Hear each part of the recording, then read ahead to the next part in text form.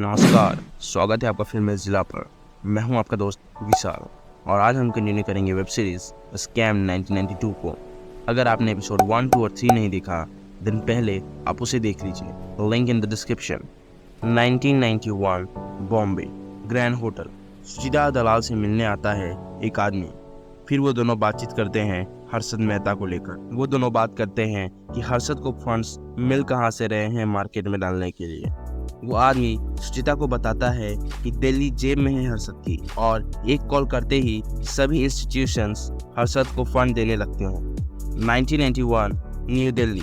हर्षद जाता है पोलो कंपनी के मालिक से मिलने, लेकिन कंपनी के फाउंडर एंड सीईओ सिंह साहब हर्षद पर यकीन नहीं करते हैं। लेकिन हर्षद उनको यकीन दिलाता है कि वो उनकी कंपनी के शेयर्स को, जो कि 23 to 24 रुपीस के बीच में ट्रेड कर रहा है, वो उसे 400 पार ले जाएगा, और इसके बदले उसे बस उनकी कंपनी के प्रॉफिट से कुछ स्टैक चाहिए, यानी कुछ हिस्सा चाहिए। हर्षद की कम्युनिकेशन स्किल का जलवा दिखता है और वो मान जाते हैं। रात को हर्षद पूल खेल रहा होता है और उसके पास आता है अश्विन और उसे पूछता है कि फंड्स कहाँ से आएंगे पोलो में डालने के लिए। हर्षद उसको अपना प्लान बताता है, लेकिन अश्विन थोड़ा डर जाता है और वो हर्षद को सेफली खेलने के लिए कहता है, लेकिन हर्षद उसकी एक नहीं सुनता। सीन शिफ्ट होता है एक क्लब में जहां बियर गैंग एंजॉय कर रहे होते हैं, लेकिन तभी वो लोग बात करने लगते हैं पोलो के बारे में कि कैसे हर्षद पोलो को बहुत ऊपर ले जा रहा है। फिर वो लोग डिसाइड करते हैं कि वो पोलो गिराएंगे। दूसरे दिन सिटी बैंक कार्टेल के साथ मिलकर बियर गैंग ग्रीनलैंड को पोलो की शेयर्स बेचने के लिए कहता है, जिससे ग्रीनलैंड वालों को अच्छा प्रॉफिट होगा। लेकिन मिस्टर वर्मा ये नहीं चाहते थे कि हर्षद और उनका रिलेशन खराब हो, इसलिए वो इसके लिए रेडी नहीं होते हैं। लेकिन इतना प्रॉफिट देख के उनका मन फिसल जाता है और वो शेयर्स को बेच देते हैं।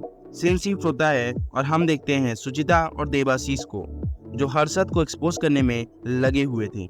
सुचिता तो सेबी के चेयरमैन तक पहुंच जाती है हर्षद के मामले को लेकर, लेकिन कोई प्रूफ ना होने की वजह से उसको कुछ खास अटेंशन नहीं मिलता है। दूसरी तरफ हर्षद को पता चल जाता है कि ग्रीनलैंड वालों ने उनके शेयर्स बेच दिए हैं, लेकिन हर्षद समझ जाता है कि ये काम बियर गैंग का ही है।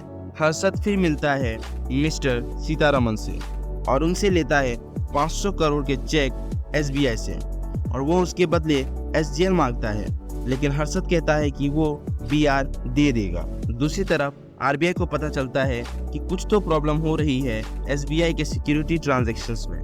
फिर हर्षद अपने नाम को और बड़ा बनाने के लिए एक मूव चलता है और न्यूज़पेपर में आर्टिकल छपवाता है कि Harshad Mehta is a liar, और उसमें वो बताता है कि हर्षद ने अपने इन्वेस्टर्स को जितना प्रॉमिस किया था उससे कहीं ज़्यादा रिटर्न कमा के दिया है। और ये न्यूज़ इतना पॉपुलर हो जाता है कि सब हर्षद को द बिग बुल कहने लगते हैं। साथ ही पोलो के शेयर्स भी ऊपर जाने लगते हैं और हर्षद बन जाता है इंडिया का सबसे बड़ा एडवांस टैक्स पेयर। सुचिता देवाशीष को एक अजीब सी जगह ले जाती है जो दिखने में खंडर जैसा है, और रास्ते में उसे बताती है कि पिछले साल हर्षद ने माजदा कंपनी खरीदा था और लोगों को उसमें इन्वेस्ट करने के लिए भी कह दिया, और लोगों ने इन्वेस्ट किया भी। फिर सुचिता देवाशीष को दिखाती है माजदा इंडस्ट्री जो उसी खंडर में थी और बंद थी। फिर सुचिता भी आर्टिकल लिखती है इसके बारे में with the same headline, Harshad Mehta is a liar. Harshad की रातों की नींद उड़ जाती है और हर्षद सुचिता को एक होटल में बुलाता है और उसे पैसों का ऑफर करता है ताकि वो हर्षद के साथ मिल जाए, लेकिन वो नहीं मानती। कुछ दिन बाद हम देखते हैं हर्षद को और उसको खबर मिलती है कि हर्षद के घर और ऑफिस में कल रेड पड़ने वाली है। हर्षद सब इंफॉर्मेशन अपने ऑफिस और घर से छुपा देता है। फरवरी 28, 1992 हर्षद के घर और ऑफिस में रेड पड़ती है, लेकिन उन्हें कुछ नहीं मिला। लेकिन वो लोग हर्षद के ऑफिस को सील कर देते हैं। हर्षद इस पर ऑब्जेक्शन करता है, लेकिन वो नहीं मानते। फिर हम देखते हैं अजय केरिया और त्यागी को, और हमें पता चलता है कि इनकम टैक्स की रेड इन दोनों ने ही करवाई थी हर्षद के घर और ऑफिस में। And with this the episode 4 of Scam 1992 ends. Next episode शायद मंडे तक आ जाएगा, so make sure you hit that like button and subscribe the channel. Also अगर आपको किसी और अलग वेब सीरीज की एक्सप्लेनेशन चाहिए like Mirzapur and Farzi, then let me know in the comment section. तब तक के लिए टाटा बाय बाय।